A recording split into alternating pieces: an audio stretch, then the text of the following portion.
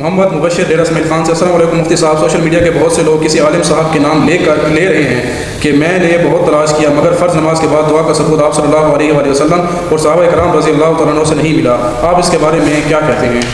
فرض نماز کے بعد اگر اس مولوی صاحب کو دعا کا ثبوت رسول اقدس صلی اللہ علیہ وسلم کی ذات سے نہیں ملا تو مولوی صاحب کا اپنا معاملہ ہے، اس میں مسئلہ تو خراب نہیں ہو سکتا بھائی۔ مسئلہ تو یہی ہے کہ مستحب ہے نماز کے بعد اجتماعی دعا، اللہ کے رسول صلی اللہ علیہ وسلم ثابت ہے، احادیث پاک میں موجود ہے، قرآن کریم کی تفسیروں میں موجود ہے، کتب میں موجود ہیں۔ کچھ دوستوں نے مجھے کال کے ذریعے پہ یہ مسئلہ پوچھا ہے، استاد جی بتائیں، یہ تو مبشر نے اچھا کیا پوچھ لیا ہے، بات چلے آئی۔ مناسب ہے کہ آپ اس کتب خانے سے ذرا مجھے کتابیں پیش کیجئے، قرآن کریم کی تفسیر ابن کثیر اٹھائیے، یا تفسیر ابن کثیر میرے پاس لائیے، یہ اس کی پہلی جلد یہ لے کر آئیں، میں آپ کو اس کے حوالے سے یہ تفسیر ابن کثیر ہے، تفسیر ابن کثیر کی یہ اردو ترجمے میں اگر آپ نے دیکھنا ہو تو بہت آسانی سے آپ کو مل جائے گا۔ رسول اقدس صلی اللہ علیہ وآلہ وسلم کے واقعے سے صفحہ نمبر 596 ہے، اس پر تفصیل کے ساتھ موجود ہے کہ اللہ کے رسول صلی اللہ علیہ وسلم کس طرح نماز ادا فرماتے تھے اور اس کے بعد دعا کی ترتیب ہوتی تھی۔ دیکھیں ابن ابی حاتم نے حضرت ابو ہریرہ رضی اللہ تعالیٰ عنہ سے روایت کی ہے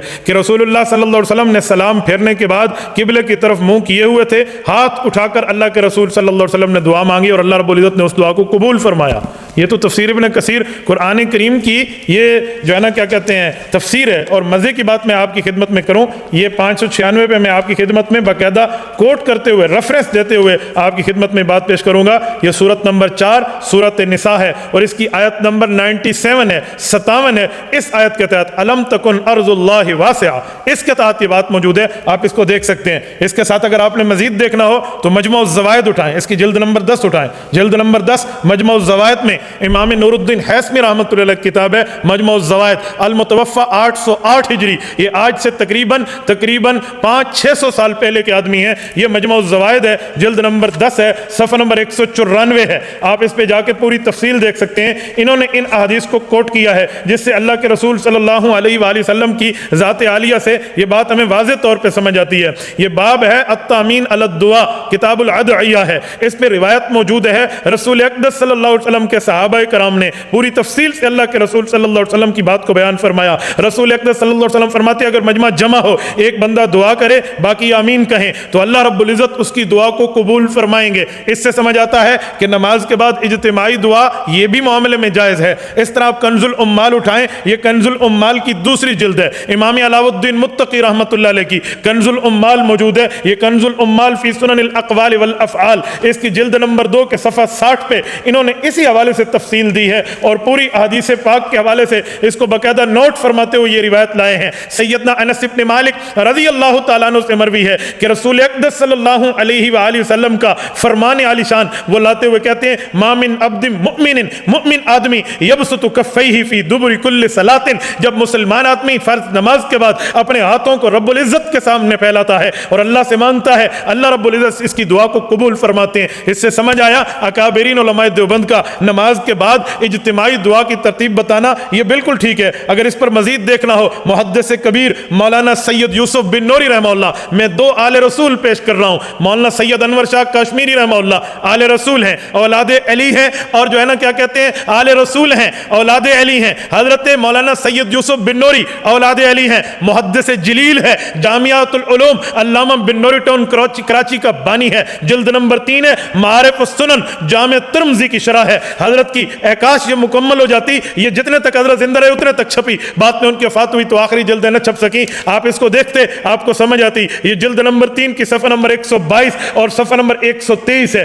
یہ اس پر پوری تفصیل دیتے ہوئے اور کئی صفحے اس پر لکھتے ہیں کہ علماء دیوبند کی یہ ترتیب رسول اقدس صلی اللہ علیہ وسلم کی زندگی سے ثابت ہے، آپ اس کو باقاعدہ دیکھ سکتے ہیں اور اس پر تفصیل دیتے ہیں اور تفصیل دیتے ہوئے روایات جمع کرتے ہیں، کل تو کہہ کر اس پر اپنا فیصلہ دیتے ہیں۔ فرماتے ہیں حدیث پاک میں موجود ہے رسول اقدس صلی اللہ علیہ وسلم فرماتے ہیں، اور روایت عبداللہ بن زبیر لائے ہیں کہ ایک بندے نے نماز میں دعا شروع کی، حضور پاک کے صحابی فرمانے لگے جی نہیں، اللہ کے رسول کا یہ طریقہ نہیں تھا، رسول اللہ کا طریقہ تھا نماز سے فارغ ہوتے ہاتھ اٹھاتے پھر دعا کو شروع کر دیتے۔ یہ مجموع الزوائد کی روایت لائے ہیں۔ اس کے ساتھ ایک روایت سیدنا ابو ہریرہ رضی اللہ عنہ سے لائے ہیں، حضرت ابو ہریرہ فرماتے ہیں اللہ کے رسول نے نماز کا سلام پھیرا، ہاتھ اٹھائے، ہاتھ اٹھا کر قبلہ رختے، اللہ کے رسول نے دعا مانگی ہے، پھر فرماتے قال ھذا حدیث صحیح، یہ پیغمبر علیہ السلام کی صحیح حدیث ہے۔ ایک روایت روایت مزید لائے ہیں حضرت اسود العامری سے، وہ فرماتے ہیں رسول اللہ صلی اللہ علیہ وسلم کے پیچھے ہم نے صبح کی نماز پڑھی، اللہ کے رسول نے سلام پھیرا اور نماز کے بعد ہماری طرف منہ کیا، ہاتھ اٹھایا اور رسول اللہ نے فرض نماز کے بعد اجتماعی دعا فرمائی۔ اس کے بعد یہ صحیح حدیث لا کر امام ذہبی اس کو صحیح کہہ کر آگے ایک اور روایت لائے ہیں۔ اس روایت میں وہ رسول اکرم صلی اللہ علیہ وسلم کا عمل نقل فرماتے ہیں۔ حضرت انس نے فرمایا اللہ کے رسول نے فرمایا بندہ مومن ہاتھ پھیلائے ہر فرض نماز کے بعد رب العزت سے دعا مانگے، رب قبول فرماتے ہیں۔ طبرانی سے ایک روایت محدث یوسف بن نوری حضرت ابن عمر رضی اللہ عنہما کے واسطے سے لائے ہیں، حضور پاک علیہ السلام نے نماز صبح پڑھائی، اس کے بعد قوم کی طرف منہ کیا، اللہ کے رسول نے دعا مانگی، اجتماعی صیغے سے مانگی، اللہم بارک لنا فی مدینتنا وبارک لنا فی مدنا وسائنا، میرے مولا میرے مدینے کو بابرکت بنا دے، میرے صحابہ اور میرے امتیوں کے لیے بابرکت بنا دے، میرے مولا ہمارے ناپ تول کے برتنوں میں اور ناپ تول کے اوزان کی چیزوں میں اور وزنوں میں برکت عطا فرما دے۔ نماز کے بعد اجتماعی دعا صحابہ کی طرف منہ کر کے ابن عمر فرما رہے ہیں، اور روایت لانے والے دو سادات ہیں، آل رسول ہیں، اولاد علی ہیں، اس سے آپ اندازہ لگائیں۔ ایک روایت مزید لا کر کہتے ہیں ہمارے تمام علماء کرام نے یہ جو کام کیا ہے یہ اس بات پہ دلیل ہے کہ یہ کام مستحب ہے، مستحب سمجھ کے اس کو کرنا چاہیے۔ یہ پوری روایت محدث یوسف بن نوری رحمہ اللہ اس پہ لاتے ہیں۔ لائیے بانی پاکستان کے ساتھی حضرت مولانا ظفر احمد عثمانی کی اعلاء السنن ہے، اس کی جلد نمبر 2 ہے۔ اعلاء السنن میں حضرت مولانا ظفر احمد عثمانی حضرت تھانوی کے بھانجے نے تو انتہا کر کے رکھ دی ہے، صفحہ 993 صفحہ 999 صفحہ 1004 یہ پوری تفصیل سے لائے ہیں۔ میں آپ کی خدمت میں کیا تفصیل پیش کروں، میں ہیڈ لائنز آپ کی خدمت میں پیش کرتا ہوں تاکہ اس سے آپ اندازہ لگائیں کہ یہ کس طرح ثابت ہے اور پیغمبر صلی اللہ علیہ وسلم کے صحابہ کے عمل سے ثابت ہے۔ وہ اس پر روایت لاتے ہوئے یہ تفصیل دیتے ہیں، رجالہ ثقات، کہتے ہیں جو حدیث لا رہا ہوں اس کے راوی بڑے مضبوط ہیں، حدیث بالکل ٹھیک ہے، اور حدیث پاک لائے عبداللہ بن زبیر کے واسطے سے، فرمایا اللہ کے رسول جب نماز کا سلام پھیرتے ہاتھ اٹھاتے اور دعا ارشاد فرماتے۔ اس کو امام بخاری کے استاد امام ابن ابی شیبہ نے بھی نقل فرمایا ہے۔ محدث کبیر، فقیہ کبیر، مفسر کبیر حضرت علامہ جلال الدین سیوطی رحمہ اللہ نے پورا رسالہ لکھ کر نقل فرمایا ہے، امام طبرانی نے نقل فرمایا ہے۔ پھر آگے چل کے